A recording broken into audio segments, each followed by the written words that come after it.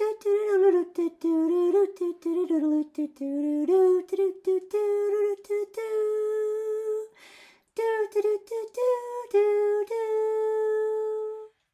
everyone, welcome back to the Crafty Author. My name is Anissa. I am the Crafty Author and welcome to my quilting studio.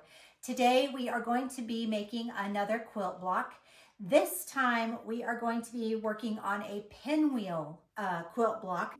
And I did post this on my Instagram and TikTok. Anyway, if you're not following me there, you might want to. You can find me under there under the Crafty Author. And I'm going to show you how you can take this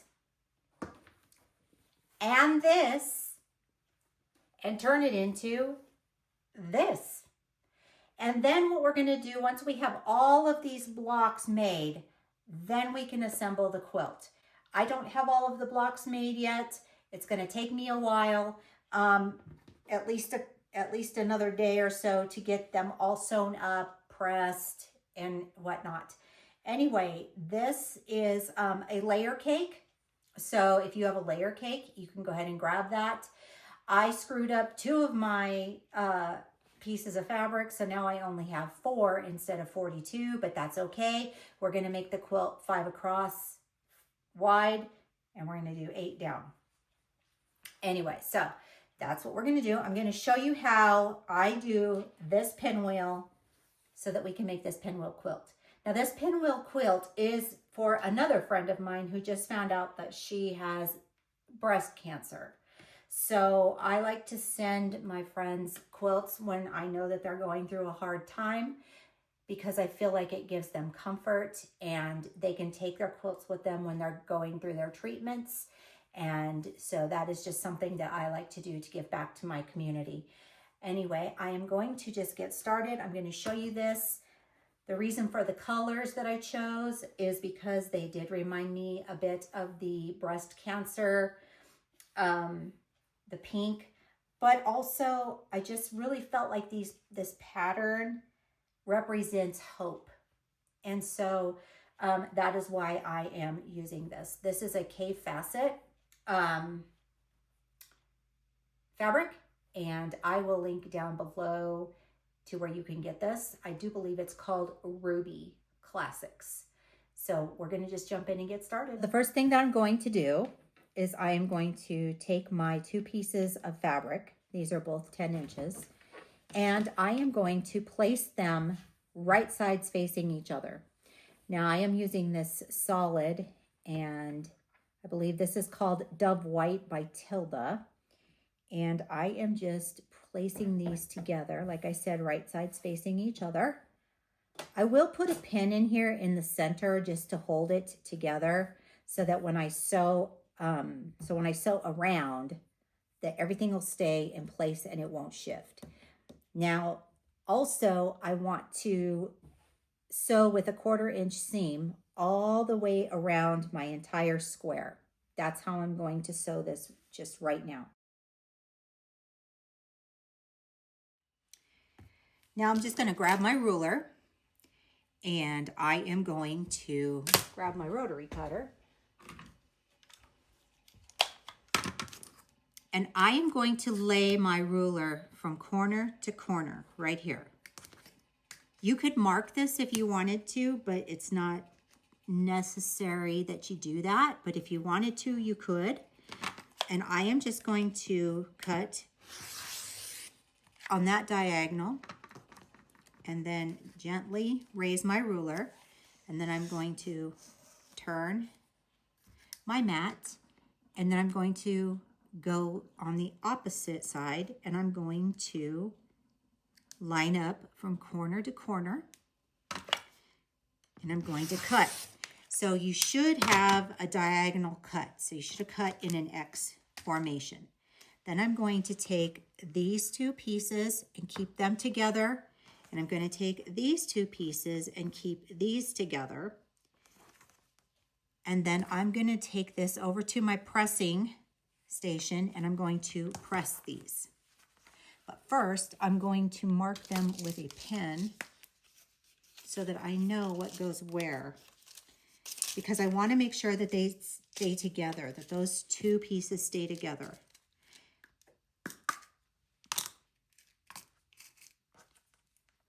We do not want to lose them.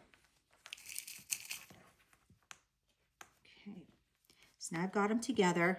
Now we're going to go over to the pressing. So I'm going to take my first two that I have here, and I am just going to pull that pin out real quick.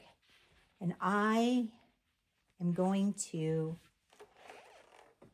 just warm up that seam a little bit.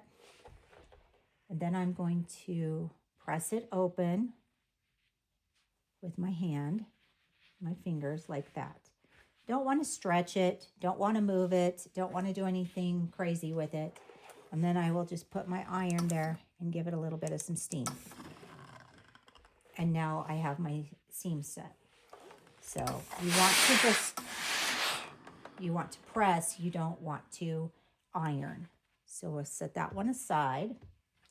Then we're going to do the same thing to this one. We're actually going to do this to all 4 pieces.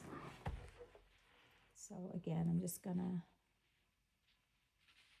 pop this open. I know it's hard to see here because I have the neutral color there, but okay, so now that is done. I pressed that to the dark side, but that part didn't press to the dark side. There we go. Now I'm going to keep those 2 pieces together once again, and then I'm going to take my other 2 pieces and I'm going to press them out as well. Just the same exact way that we just did the ones we did.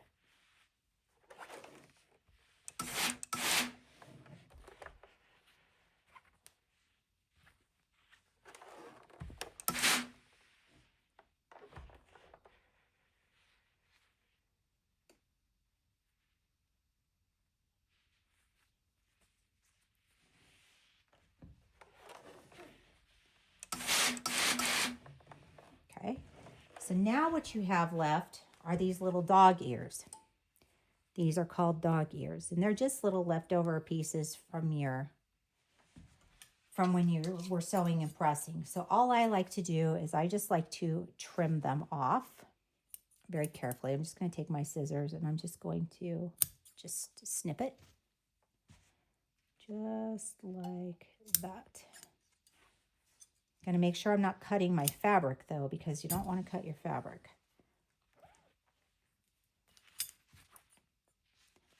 So let's snip,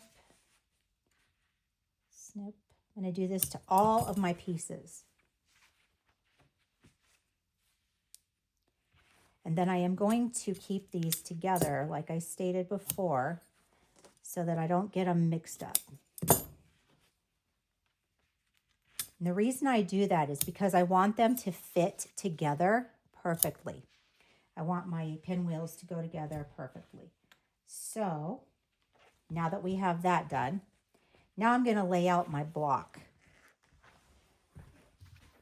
I'm going to take my top piece like this. And it's best to lay it out before you sew it together, just because you want to make sure that you have everything laying in the correct order. So this one's going to go like that. Saw this dog here hanging out like so. Okay. And then this one will go like that.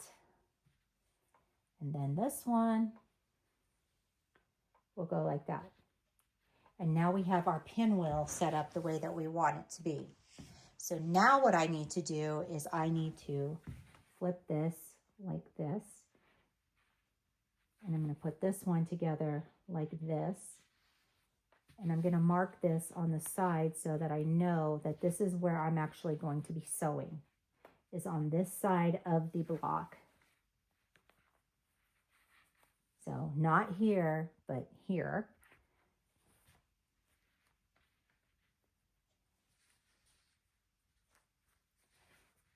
And I'm going to put the top one on top and leave the bottom one on the bottom. And then we're going to take this back to the sewing machine. So now that we have our top piece right here, we're just going to focus on this piece for right now. I am going to take my two pieces here at the bottom, and I'm just going to line them up. So this is what we call nesting the seams, and we want to make sure our seams are nested nice and perfect. And then I'm just going to take that pin and I'm going to pin it right there so that that won't move. You can also use quilting clips for this. I find that pins actually work a little bit better and help to hold the fabric more stable during this process. I'm also going to do that to my bottom piece. So I am just going to nest these two seams together here. I have one seam that's going to the left and one that's going to the right. That enables me to come over here and just place them together. Make sure I got those going in the right direction. And then I'm going to, again, pin that.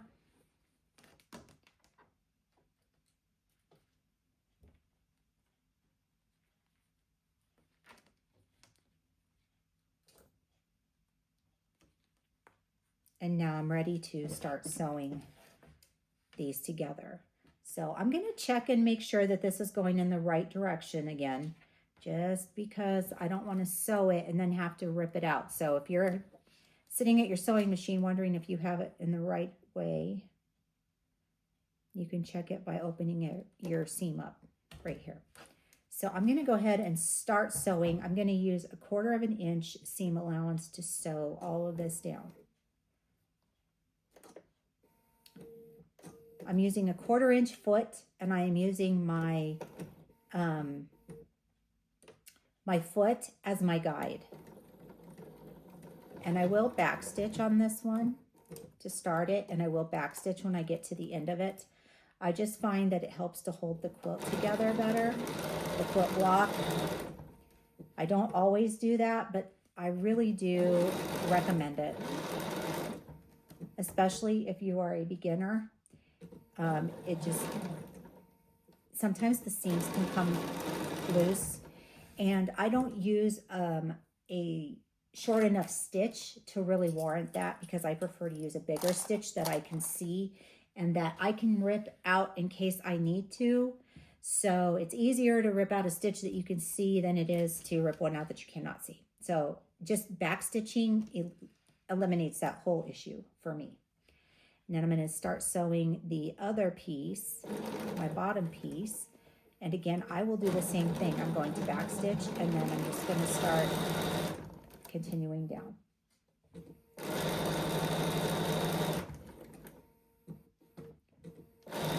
Now I'm going to back stitch again because we're at the bottom. Cut my threads. Now this part, you can either leave this attached or you can cut it. There's a piece of thread here that I want to show you. And I don't know if you can see it very well, but it's holding these two pieces together. I like to trim mine because I find that it's easier to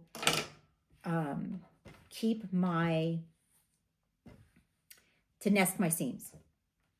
I like it better. And it also, I think, presses out a little bit easier when I do that. So I'm going to just finger press this block to the right, like I just did that. Then I'm going to finger press this block to the left.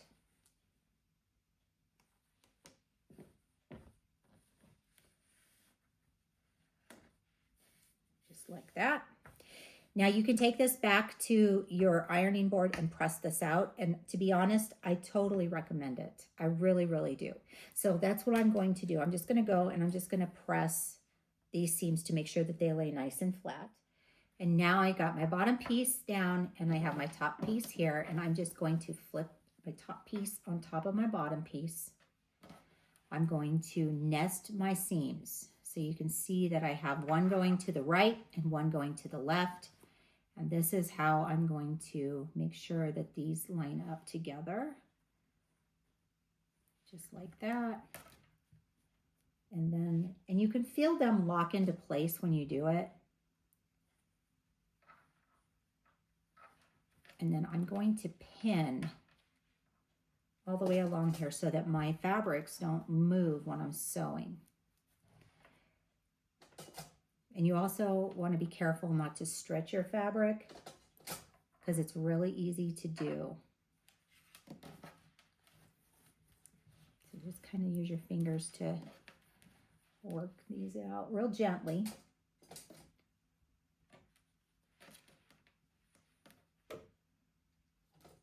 And your block will probably not be 100% right on, and that's okay because we still have to trim the block. So, but we'll do that at the very end. We only do that when we're ready to start assembling our blocks. Okay, so here we have, everything's ready to go. I'm going to start stitching this down with a 1/4 inch seam, just like I did before. And again, I'm going to back stitch when I start and when I stop.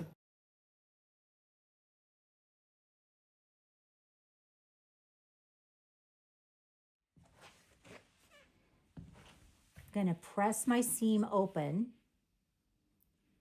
So I'm just going to kind of take my finger here and start opening up the seam a little bit.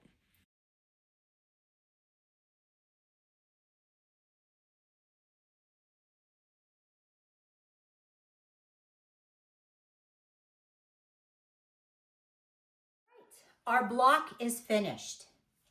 Turned out beautiful, didn't it? I think so too. I absolutely love it. I think this quilt is going to be so amazing. This is the block that I made before. Let's see if I can put them together without. There. Hope you can see that. Anyway, so that is it for the pinwheel block. So go ahead and grab your layer cakes. Go ahead and stitch up your pinwheels. And then you can see I have a whole pile here that I need to do. And I still have another pile over there that I still need to sew all the way around and then cut and to finish up my squares. So that is what we're doing for this week. We're going to just work on getting the pinwheels completed. And then next week we will work on squaring up our blocks and sewing our blocks together to put the quilt together. So you only need 1 pack of layer cakes. You can use layer cake solids if you'd like. I cut my own layer cakes.